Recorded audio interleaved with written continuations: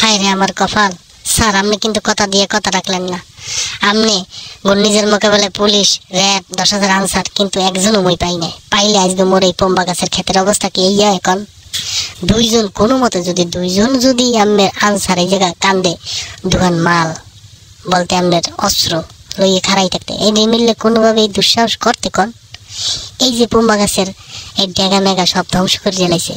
পম্বা গাছ এই যে শোয়াই ফেলাইছে একটা, হালে এই কি কোনোভাবে সাহস করতে?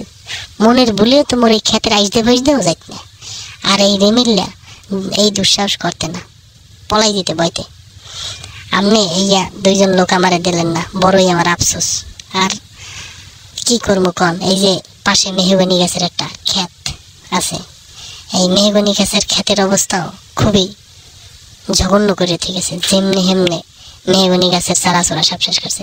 দুজন আনসার তো দূরের কথা, মুই কিন্তু দুই এই চামড়ার চোখ দেয়া একজন যে শহীদেরও দেই নাই। যাই হোক, ভুল সবাইরই। এখন দুইজন যে কোনো বললে আনসার আমারে পাঠান, আমি এই কাজগুলো ঠিকঠাক করি, পম্বা গাছগুলো ঠেক দিই। আর দুই সারা কেলা এলে পড়ছে হ্যাঁ ঠিক করি, প্লিজ স্যার পাঠাই দেন।